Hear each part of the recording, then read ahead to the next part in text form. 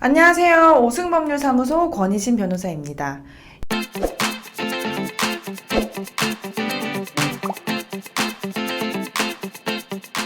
여러분, 오늘은 연인이 알려준 아이디 비밀번호로 몰래 SNS에 들어가서 염탐했을 때 어떠한 처벌을 받게 되는지 살펴보도록 할게요.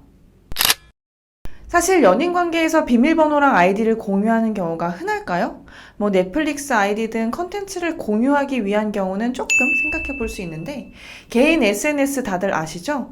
카카오톡, 인스타그램 등의 대여섯가지 아이디 비밀번호를 공유하는 경우는 많이 없을 것이라고 개인적으로 생각합니다.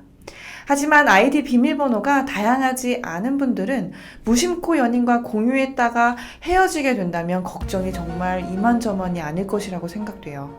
최근에는 헤어지고 나서 전 애인의 근황을 확인하거나 이별을 참지 못해 알게 된 비밀번호 등으로 데이트 폭력을 행사하는 경우도 많으니까요.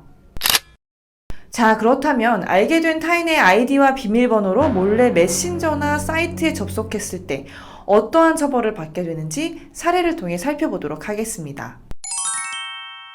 먼저 첫 번째 사례는요. 서로 연인 관계에서 페이스북이나 네이버 계정 등 여러 사이트 등의 아이디와 비밀번호를 공유하고 있었던 커플의 사례입니다. 수년간의 교제 이후 상대방이 결별을 통보하게 되면서 A씨는 공유하고 있던 아이디와 비밀번호를 정말 내가 싫거나 받아줄 마음이 없으면 그때 바꿔 라고 하면서 이별하려는 상대방을 설득하고자 했다고 하네요. 이후 A씨는 그렇게 말한 사실 때문에 연락이 없는 상대방의 마음을 확인하고자 집에서 헤어지고 난 직후 한 달 뒤에 알고 있던 아이디와 비밀번호로 상대방의 페이스북, 인스타 계정에 접속을 하고, 그리고 6개월이 지난 다음에도 네이버 계정에 각 한두 번 정도 접속을 하게 되었다고 합니다. 그때에도 상대방의 아이디와 비밀번호가 바뀌지 않았다라고 해요. 그래서 다시 마음을 받아달라고 상대에게 연락을 하게 되었죠. 헤어졌다고 생각했는데 계속 자신의 아이디와 비밀번호를 알고 있었다라는 것에 대해서 많이 놀라고 화가 난 A씨의 전 애인은 이에 대한 A씨의 강력한 처벌을 원하고 있는 상황이었습니다. 이때 그 처벌은 어떻게 되었을까요? 정보통신망법 제48조에 따르면 누구든지 정당한 접근 권한 없이 또는 허용된 접근 권한을 넘어서 정보통신망에 침입하여서는 안 된다고 규정하고 있습니다.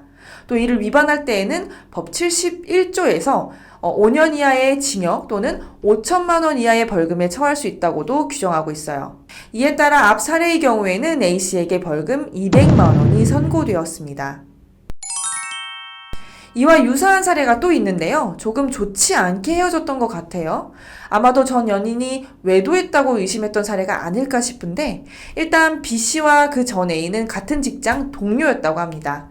헤어지고 난 이후 사실을 그 원인을 알고 싶었던 B씨는 당시 전 애인이 갖고 있던 노트북을 몰래 켜서 해당 PC용 카카오톡에 미리 알고 있던 전 애인의 비밀번호를 입력해서 그 내용을 모두 촬영하게 되었는데요. 사실 B씨는 촬영만 한 게 아니고 SNS 인스타그램에 접속해서 몰래 촬영한 그 전 애인의 카카오톡 메신저를 게시글로 올리고 거기에 태그로 전 애인을 특정해서 불특정 다수가 볼 수 있도록 했다고도 합니다. 이 경우에는 앞서 언급한 것처럼 정보통신망 침해뿐만 아니라 정보통신망법에 의한 명예훼손의 경우에도 해당돼서 B씨에게는 벌금 500만 원이 선고되었습니다. 자, 여기서 요약을 하면 설령 애인이 아이디나 비밀번호를 알려줬다고 하더라도 헤어진 경우에는 접속하면 처벌될 수 있다는 사실 꼭 기억하시고요. 절대로 몰래 접속하는 경우 없었으면 합니다. 오늘 영상이 유익하셨다면 구독과 좋아요, 알림 설정까지 부탁드립니다.